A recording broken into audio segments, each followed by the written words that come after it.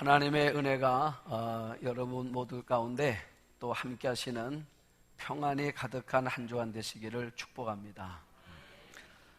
사도행전을 이제 오늘로 마칩니다. 자, 하나님께서 함께 하셔서 1장서부터 28장까지 함께 여러분들과 하나님의 말씀을 나눌 수 있는 은혜를 주셔서 하나님께 감사를 드립니다. 이 사도행전의 이제 마지막 부분은 이제 사도 바울이 로마에 들어간 것으로 끝이 납니다. 우리가 지난주에 이런 내용을 보았습니다. 사도 바울이 멜리데 섬에서 출발을 해가지고 보디올에 도착하는데 약 370km가 된다고 그랬습니다. 당시에 그 항해 기술로는 370km가 되는 거리는 바닷길로는 닷새를 거쳐야 도착할 수 있는 길이다라고 말했습니다. 자, 그런데 닷새가 걸려야 할 길을 이틀 만에 보디올에 도착을 했다고 그랬어요. 이틀 만에. 자, 이 누가가 이 말씀을 기록하는 것은 의도적이라고 그랬습니다. 자, 항해 일지를 누가가 쭉 하나하나 기록을 했단 말이에요. 자, 이유가 뭘까? 그리고 마지막 부분에 가가지고 이 멜리데에서부터 보디올까지 가려면 닷새가 걸리는 항해길인데 이틀 만에 도착을 했다라고 기록을 했단 말이에요. 그 이유가 뭐냐 그랬더니 성경이 이렇게 말합니다. 남풍이 불어 그랬어요. 남풍이 불어. 남풍이 불어서 이틀 만에 닷새 걸릴 항해를 이틀 만에 도착을 했다. 누가가 이 사도행전을 읽는 독자들에게 말해주고 싶은 게 있습니다. 그건 뭐냐면 하나님이 하셨구나 하는 거. 하나님이 하셨다는 거. 닷새가 걸려야 할 바닷길을 이틀 만에 어떻게 올 수가 있는가. 하나님이 남풍을 불게 하셔서 그래서 바울 일행이 이틀 만에 도착하도록 하나님이 만드신 거구나. 여러분, 우리 인생에 만나는 사건 속에서 우리가 마지막 고백 하나가 있습니다. 그건 뭐냐면 하나님이 하셨습니다 하는 거예요. 하나님이 하셨구나. 하나님이 하셨다는 거를, 유라굴라 광풍을 만났을 때도 하나님이 하셨고, 또 멜리데 섬에 갔을 때도 바울에게 독사에 물리기도 하고 보블리오의 아버지의 열병과 이지를 고치기도 하고, 이 모든 일들의 배후에 보니까 하나님이 계시더라는 거예요. 여러분, 우리 인생은 하나님이 계셔야 되는 거예요. 하나님이 계셔야. 자, 그리고 이제 바울 일행이 이 보디올에 도착을 하는데, 제가 이 말씀을 드렸습니다. 이 보디올에 도착을, 이제 보디올의 지금이 어디냐면 나폴리예요. 나폴리인데 사도 바울이 로마에 입성을 나폴리로 한단 말입니다. 나폴리로 입성을 할 때 바울의 마음은 만감이 교차됐단 말이에요. 설레임도 있고 두려움도 있고 염려도 있고. 지금 바울이 오는 몸은 죄수란 말입니다. 내가 2년 동안 예루살렘에서 부당하게 대우를 받고 부당하게 내가 감옥 생활을 했단 말이에요. 그래서 내가 로마로 오는데 과연 이 로마에서는 정당한 재판이 가능할 건가? 내가 이 무죄가 증명이 될 수 있겠는가? 과연 어떤 사람을 만날 건가 하는 바울의 두려운 마음도 있고, 로마 사람들은 어떤 사람일까? 나를 환영해 줄까? 아니면 나를 거부할 건가? 유대인들보다 더 거칠게 나를 다룰 건가? 바울은 많은 마음이 드는 거예요. 설렘도 가지고. 그런 심정을 가지고 보디올의 항구에 발을 내디뎠는데 성경은 뭐라 말하냐면 형제들이 바울을 맞이하더라 그랬어요. 여러분, 형제가 누굽니까? 예수 믿는 사람들. 누가가 또 말해주고 싶은 거예요. 바울이 이곳에 온다는 걸 누가 알았습니까?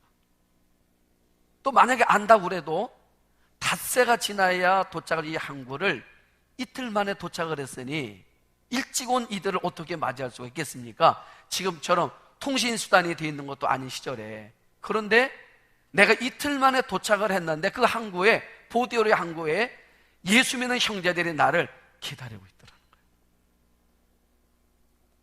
아마 그들을 보는 순간에 바울은 울었을 것 같아요. 너무 감격해서. 하나님의 그 인도하심이, 하나님의 예비하심이 너무 감격스러워서 바울은 울었을 것 같아요. 그리고 온 겁니다. 그리고 이 보디올에서 로마까지는 220km예요. 220km를 걸어 바울이 로마에 도착을 했는데, 바울이 로마에 도착해서 한 첫 번째 행동이 무엇이었는가를 오늘 성경 31절 마지막 절에 이렇게 말하고 있습니다. 하나님의 나라를 전파하며 주 예수 그리스도에 관한 모든 것을 담대하게 거침없이 가르치더라.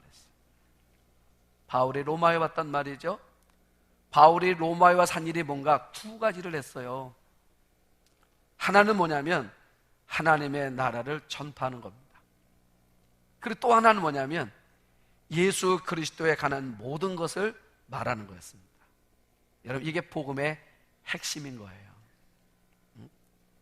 그리고 23절 오늘 본문을 보면 23절도 뭐라고 성경은 말하냐면, 그들이 날짜를 정하고 그가 유숙하는 집에 많이 오니 바울이 아침부터 저녁까지 강론하여 하나님의 나라를 증언하고 모세 율법과 선지자의 말을 가지고 예수에 대하여 권하더라 그랬어요. 사도 바울이 하루 종일 뭘 했는가 봤더니요, 사람들이 계속 바울을 찾아오는데 사람들에게 해준 말이 두 가지였습니다. 하나님의 나라, 그리고 예수님이 누구신가. 바울은 내가 로마에 왜 왔는지 그 목적을 알고 있는 겁니다. 내가 로마의 목적은 다른 게 아닙니다. 이 세상 나라만 있는 게 아니라는 거, 사람들한테. 로마란 나라만 있는 것이 아니라, 이 세상 나라만 있는 것이 아니라 하나님의 나라가 있습니다. 그리고 그 하나님의 나라를 이루는 예수님이 누구신가, 그거를 하루 종일 바울은 만나는 사람들마다 이야기를 하고 있는 겁니다. 바울을 부르신 목적이 이거였어요. 여러분, 하나님이 우리를 부르신 이유가 있습니다.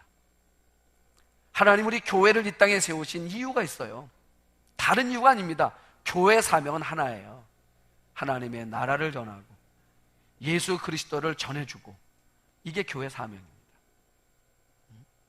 그래서 교회는 매일 모일 때마다 해야 될 일은 다른 거 아니에요. 예수님이 누구냐, 예수님이 누구신가를 만나는 사람들마다 말해줘야 되고, 만나는 사람들마다 가르쳐야 되고, 이 일 외에는 교회는 더 중요한 일이 없는 것입니다. 교회가 이 사명을 잃어버리면 더 이상 교회일 수가 없는 거예요. 사랑의 교회를 담임했던 옥하는 목사님의 간증을 한번 들은 적이 있습니다. 이분이 이런 얘기를 해요. 당신이 젊은 시절에 내수동 교회의 청년부를 담당을 했었는데, 청년들을 열심히 자기 나름대로는 훈련하고 가르치는데 열매가 없는 거예요. 그래서 늘 고민이 되는 겁니다. 이 청년들을 어떻게 해야 깨워낼 수 있겠는가, 또 이곳에 하나님의 부르신 목적 어떻게 이룰 수 있는가 늘 고민하고 있는데, 한 번은 한 선교단체를 만나게 됐는데, 내비게이트 선교단체. 이 내비게이트 선교를 만났는데 그들과 대화를 하고 그들을 보면서 그들 속에 뭔가가 있더라는 거예요. 그게 느껴지는 거예요. 뭔가가 있는 거예요. 그래서 청년 하나를 내비게이트 선교에 파송을 했습니다. 내가 가서 여기 뭔가가 있는 것 같은데 뭐가 있는지 좀 네가 좀 알아보고 오라. 파송을 했어요. 이 청년이 가가지고 내비게이트에 활동을 하는 겁니다. 선교를 곰곰이 보는 거예요. 그리고 한동안 훈련을 받고 내수동 교회로 돌아왔습니다. 그래 말한 목사님, 제가 내비게이트 선교회를 가보니까 이들이 생명처럼 여기는 세 가지가 있습니다. 그랬어요. 하나는 복음이 살아 있었습니다. 복음이 살아 있었습니다. 여러분, 복음이 무엇입니까? 예수가 복음이에요. 예수가 살아있더라는 겁니다. 예수. 그러니까 그 내비게이트 선교회 안에서 예수님 이야기를 하면 사람들이 눈물을 흘리고 사람들이 감격을 하고 사람들이 결신을 하는 이런 일들이 그 안에서 이루어지더라는 겁니다. 예수를 말하면. 그런데 교회는 예수를 이야기해도 감격이 없고 예수를 얘기해도 감동이 없더라는 거예요. 그 다음에 두 번째로는 양육이 있었습니다. 훈련이 있더라는 것입니다. 계속해서 성경 공부를 하고 있더라는, 계속해서 성경을 공부하더라는 겁니다. 그리고 세 번째로는 비전이 있었습니다. 비전. 세계를 복음하기 위한 열정이 그들 속에 살아있더라는 것입니다.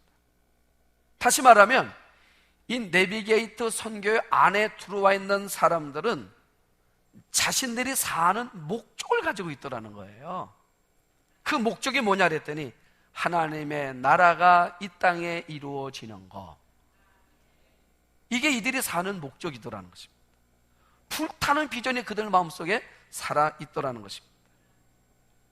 옥하는 목사님이 그 얘기를 가만히 듣고 보니까 맞아, 교회는 복음이 살아있어야 돼요. 예수가 살아있어야 된단 말이에요. 예수가. 그리고 하나님의 말씀을 배우고자 하는 끊임없는 열정이 그 교회 안에 속에 있어야 된다는 거예요. 그리고 비전. 어떤 비전이요?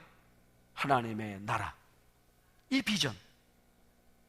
그래서 자신도 이 세 가지의 목회 가치를 붙들고 내수동 교회 청년대학부를 가르치기 시작하는데 1년 반 동안 이들과 끊임없이 복음과 훈련과 비전이란 이 세 단어를 붙들고 씨름하며 나갔는데 어느 날 보니까 내수동 교회 청년이 한국에서 가장 부흥하고 성장된 청년부로 자리매김을 하더라는 거예요. 여기서 나온 사람들이 이랜드 회장인 박성수 회장, 그리고 직장 선교회를 이끌고 있는 방성기 목사, 삼성병원의 내과의장인 한인권 권사, 법조계 판사로 있는 김병직 판사, 이분들이 이때 훈련을 받고 나왔던 젊은 세대들이었다는 것입니다. 여러분, 지금 한국교회에 대한 염려에 대한 이야기를 굉장히 많이 하거든요. 뭐 여러 가지 현상들에 대한 염려를 많이 합니다. 그런데 저는 그 염려보다 더 큰 염려가 있습니다. 그건 뭐냐면 교회가 교회 본질을 잃어버리고 하고 있다는 거예요. 그 본질이 뭡니까? 하나님의 나라에 대한 거예요. 그리고 예수님에 대한 겁니다. 여러분, 바울은 딴 거 하지 않았어요. 사도 바울은 계속해서 바울이 한 일은 하나님의 나라, 그리고 예수 그리스도. 바울은 뭐란 말입니까? 아침서부터 저녁까지 이 일만 했단 말이에요. 자, 그런데 사도 바울 같은 사람이 하루 종일 사람들 모아놓고 하나님의 나라와 예수님에 대해서, 예수님이 누구신가에 대해서 계속해서 가르치는 거예요. 그랬더니 24절에 어떤 일들이 벌어졌는가? 24절을 보시면 그 말을 믿는 사람도 있고 믿지 아니하는 사람도 있더라. 참 미안하지요. 지금 누가 가르치고 있습니까? 바울이 가르치고 있어요. 바울이. 당시에 최고의 영적 권위를 가지고 있는 사도 바울이 아침부터 저녁까지 하루 종일 하나님의 나라와 예수님에 대해서 가르치는데, 성경은 뭐라고 기록해놨냐면 그 말을 믿는 사람도 있고 믿지 아니하는 사람도 있더라. 참 미안하지요. 예수님도 말씀하십니다. 마가복음 16장 15절 16절을 보면 예수님이 뭐라고 말씀하시냐면, 또 이루시되 너희는 온 천하에 다니며 만민에게 복음을 전파하라. 믿고 세례를 받는 사람은 구원을 얻을 것이요 믿지 않는 사람은 심판을 받으리라. 여러분, 예수님도 뭐라고 말씀하시냐면, 우리가 온 천하를 다니면서 뭐 해야 되는 거냐면 복음을 전하라는 거예요. 복음이 뭐라고요? 하나님의 나라, 예수 그리스도. 이게 복음이에요. 하나님의 나라, 예수 그리스도. 예수님에 대한 이야기입니다. 근데 예수님 뭐라 말씀하십니까? 믿고 세례를 받는 사람은 구원을 얻을 것이고 믿지 않는 사람은 심판을 받을 거다. 지금 예수님도 뭘 전제하고 말씀하는 겁니까? 너희가 이 얘기를 해도 믿는 사람이 있을 거고 믿지 않는 사람이 있을 거다라고 말하는 거예요. 예수님도 말하는 거예요.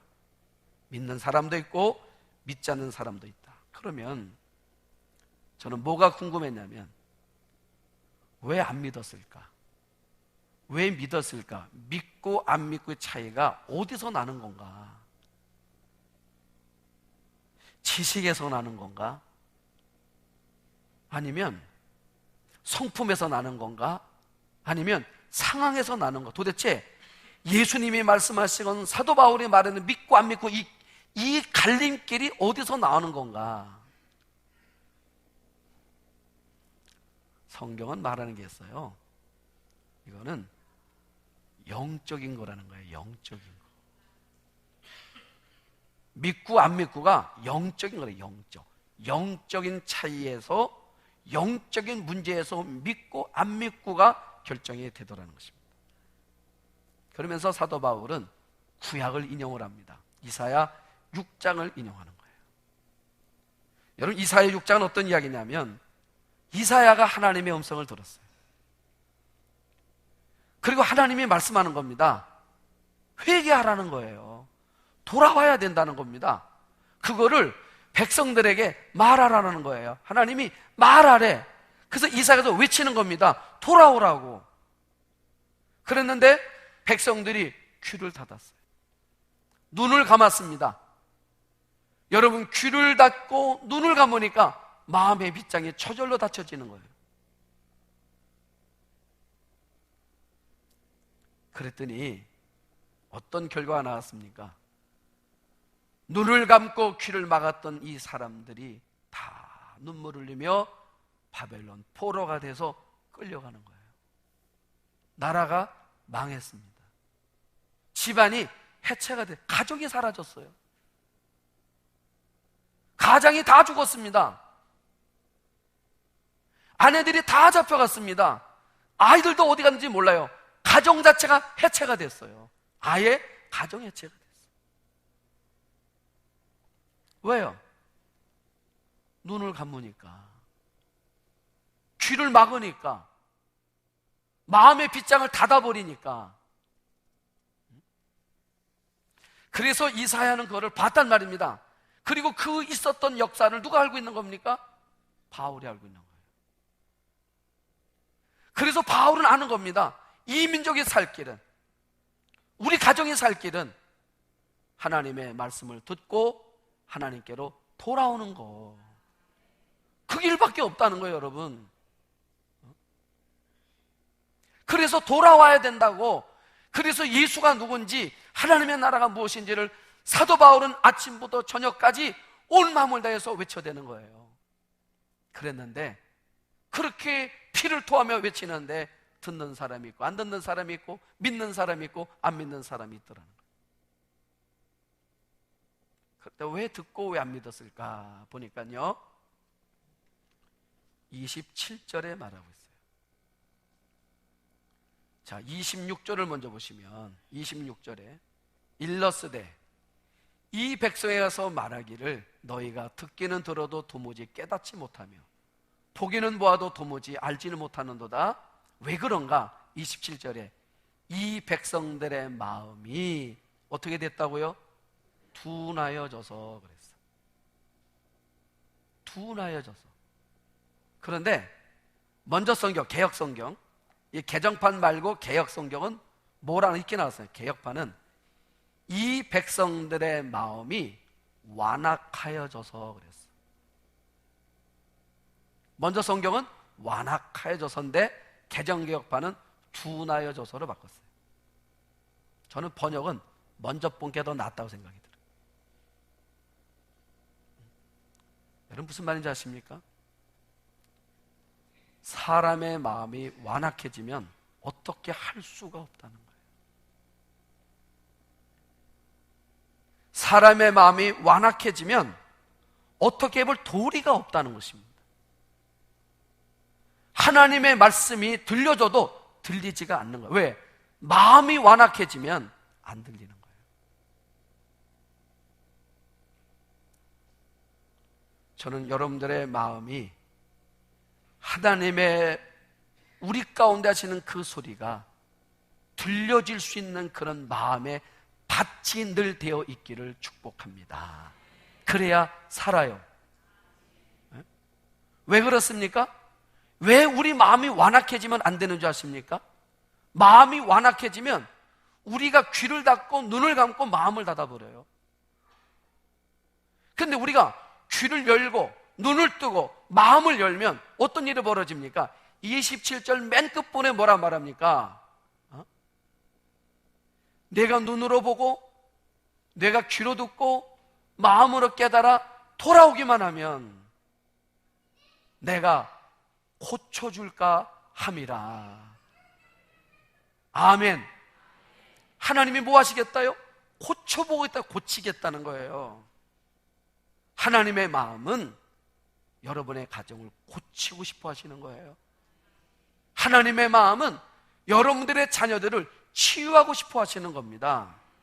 성경이 무슨 말이에요? 우리를 고치고 우리를 치유할 수 있는 분은 하나님밖에 없어요. 근데 하나님께 돌아와야 하는 고칠 거 아닙니까? 그런데 돌아오지 못하도록, 우리 마음이 완악해지도록, 우리 귀가 닫혀지도록, 우리 눈이 감겨지도록, 우리 마음을 완악해지게 만드는 이가 있단 말입니다. 사탄이 그러는 거예요. 사탄이.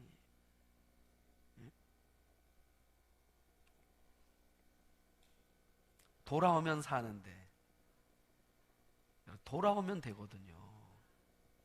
그런데 내가 돌아오지 못하도록 우리 마음을 강팍하게 만들더라는 겁니다.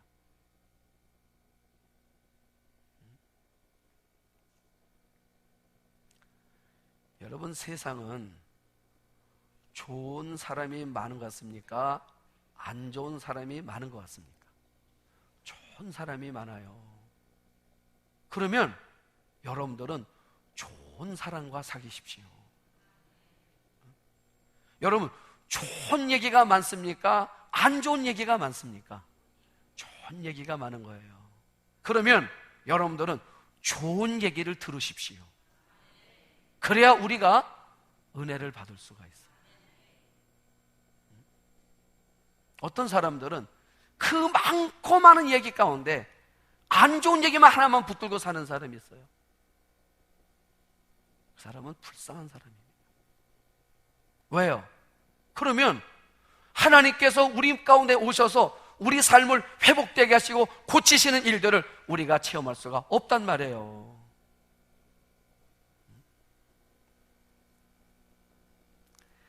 책이 하나가 나온 책이 있는데 열혈청년 전도왕, 이런 책이 하나가 있어요. 전도하면 행복합니다 라는 부제가 있는데 최병호 교사, 학교 선생님이 쓴 책이에요. 이분은 고등학교 수학 선생입니다. 그런데 그 책에 이제 자신을 먼저 소개하는 겁니다. 즉 열혈 전도왕이에요. 전도에 미친 사람이야. 학교 선생님인데, 자, 이제 그분이 이제 자기를 소개합니다. 이분은 불교 가정에서 태어났어요. 아주 이 신실한 불자 가정입니다.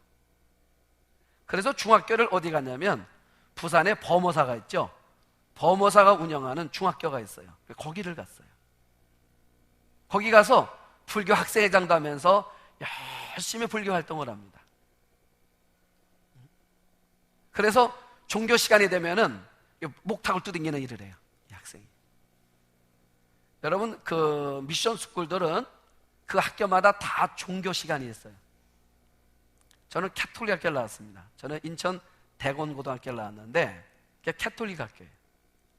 그래서 종교 시간이 있어가지고 일주일에 한 번씩 종교를 배워요. 그게 신부님이 오시거나 수녀님이 오셔가지고 그 수업을, 종교 시간에 그 신앙생활에 대해 공부를 해요.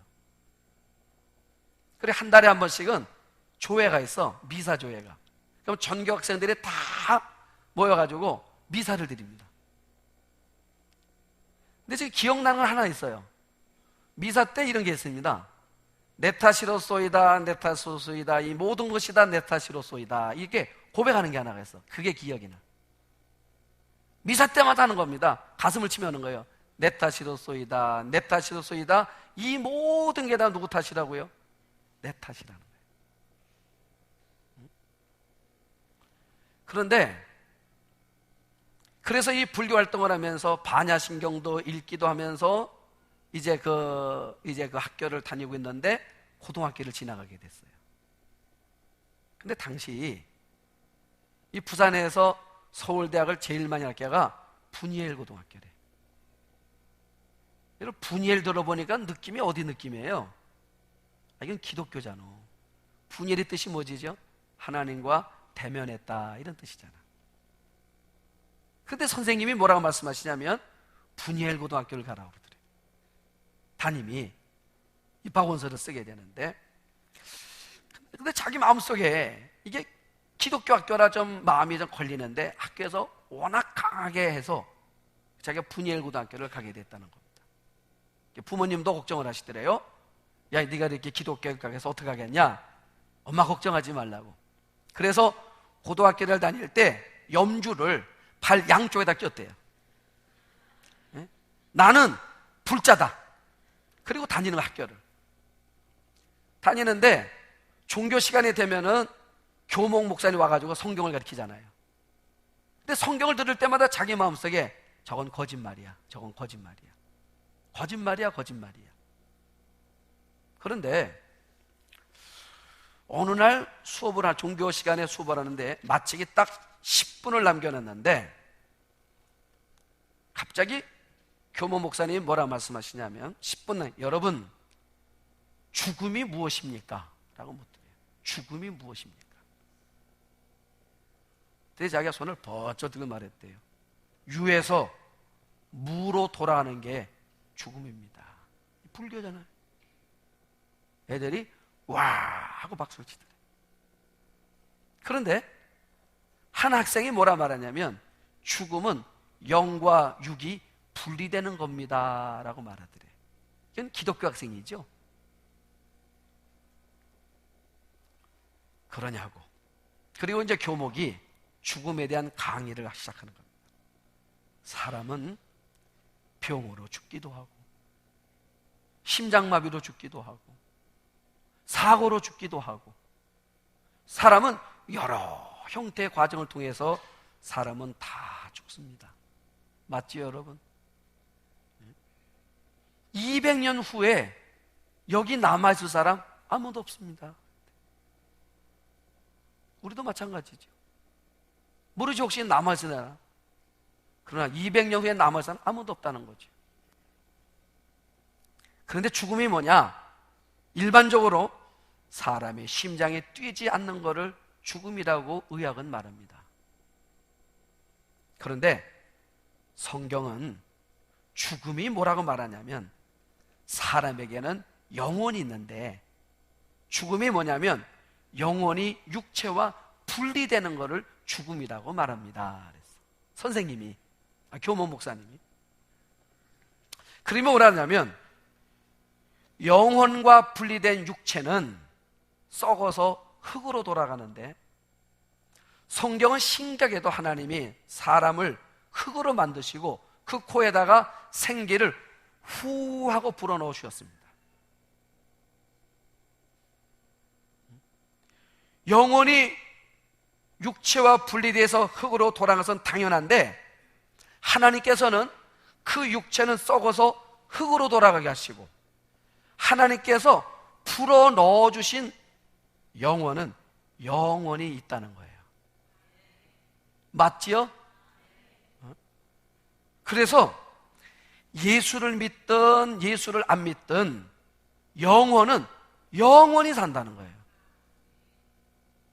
그런데 예수를 믿으면 그 영혼이 천국을 가고, 예수를 믿지 않으면 그 영혼이 지옥을 가는데, 지옥은 어떤 곳이냐면 유황불이 펄펄 끓는 곳입니다. 그랬어요.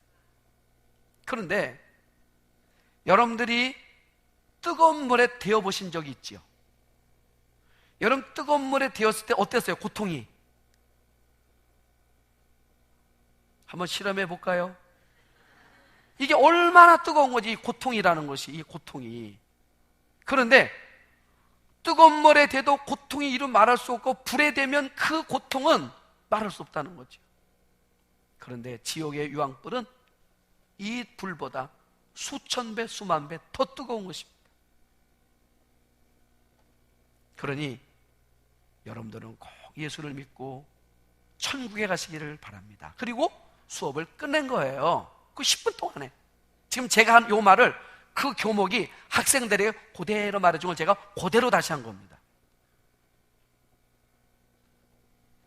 그랬는데 수업이 끝났는데 이 학생이 움직이질 못하는 거예요. 갑자기 움직여지지가 않는 거예요.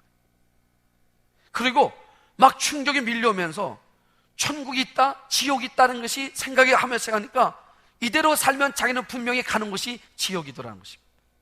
두려움에 밀려오는데 견딜 수가 없는 거예요. 그래서 교목실로 달려갔습니다. 상담을 했습니다. 저는 지금까지 목사님 말씀 다 거짓말로 알았습니다. 그런데 오늘 천국과 지옥의 이야기가 사실한 게 느껴졌습니다. 저는 불교 집안에 태어났습니다. 제가 예수를 믿으면 지옥에 안 갈 수가 있겠습니까? 그럼 예수 믿으면 지옥에 안 가지. 예수를 믿으면 천국에 가지. 여러분, 그 학생이 그 자리에서 말해요. 엉엉 운 거예요. 예수를 영접한 거예요. 그리고 뭐라 고백하는지 아십니까? 나를 위해 돌아가신 예수님이 너무너무 고맙고, 이 예수님을 소개해준 이 교목 목사님이 너무너무 감사하고, 이런 환경을 만들어준 분이엘 고등학교가 너무너무 감사해서. 여러분, 예수를 만나면요 이렇게 달라지는 거예요. 인생이 완전히 바뀐 겁니다. 그리고 공부를 해서 그가 자기 모교에 수학선생으로 온 거예요. 분이엘 고등학교 수학선생님이야. 그리고 그는 뭘 하냐면요, 학생들을 전도하는 것입니다. 500명 학생들의 이름을 다 보고 그 500명 가운데 예수 안 믿는 아이들을 위해서 중보기도 하고, 그 아이들이 생일을 맞이하면 생일 선물을 주면서 계속해서 전도를 하는데, 지금까지 17년 됐는데, 자기가 고등학교 때 예수 만난 영접한 이유가 17년 됐는데 지금까지 800명을 전도했대. 여러분, 왜 그렇습니까? 예수를 만나면, 예수님을 말 안 하면 못 견디는 거예요.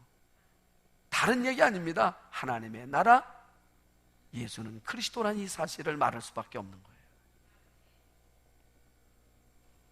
그런데 바울이 뭐라 말해? 이들은 귀를 막았대요. 눈을 감았어요. 그랬더니 어떤 일이 벌어졌습니까? 그 결과 복음의 현장이 바뀌었어요. 그게 28절입니다. 그런즉 하나님의 이 구원이 이방인에게로 보내어진 줄 알라. 그들은 그것을 들으리라 하더라. 여러분, 오늘도 하나님의 말씀이 들려졌는데 우리가 그 말씀을 듣지 않고, 우리가 그 말씀에 귀를 닫고 우리가 눈을 감으면 하나님의 이 역사가 내게서 다른 이에게로 넘어간단 말이에요.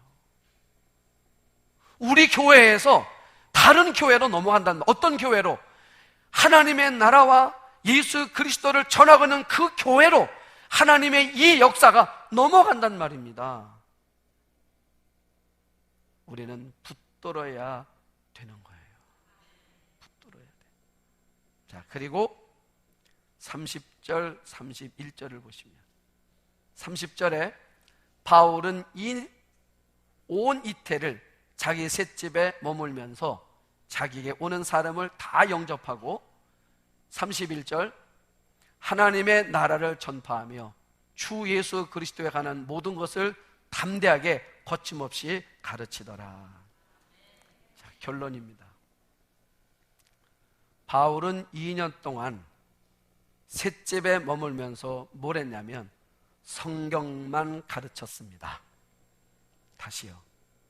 바울은 2년 동안 셋집에 머물면서 성경만 가르쳤습니다. 그게 전부였어요. 성경만 가르쳤습니다. 그랬는데 로마가 변화가 됐어요. 성경만 가르쳤는데 성경만 가르친다고 되겠는가? 예수 얘기만 하면 교회가 되겠는가? 하나님의 나라만 말하면 되겠는가 생각을 했었는데 너무 답답한 거 아닌가? 고리타분한 거 아닌가? 예수만 얘기하고 성경만 가르쳤는데 어느 날 가보니까 그들이 변화가 돼서 어느 날 로마가 기독교를 공인하고 있더라는 거예요. 어느 날 가보니까 기독교가 국교가 됐더라는 것입니다. 뭐만 했는데요? 성경만 가르쳤는데. 저는 사도행전 마지막 결론을 이렇게 맺고 싶은 겁니다. 성경만 가르치면 사람이 변화될 수 있습니다 하는 거예요. 성경만 가르치면 하나님의 나라가 이 땅에 임할 수가 있다는 것입니다. 그리고 사도행전은 결론이 없습니다. 가르치더라 해놓고 그 다음이 없습니다. 누가는 일부러 결론을 안 냈습니다. 왜요? 사도행전 29장을 누군가가 써야 되니까.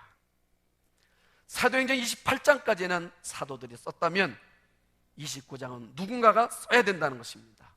그 누가는 오늘 이걸 읽고 있는 저와 여러분들에게 말하고 있는 겁니다. 당신이 쓰십시오라고. 우리가 이 말씀을 써내려가서 하나님의 나라에 대해서 예수 그리스도가 누구신가에 대해서 말하여 하나님의 나라를 오늘날 가보니까 이 땅에 이루어지고 있는 것을, 예수를 몰랐던 사람들이 예수에게 돌아온 사건들을 보게 되는 놀라운 역사가 우리 각 사람들을 통해서 일어날 수 있기를 주의 이름으로 축복합니다. 기도하겠습니다.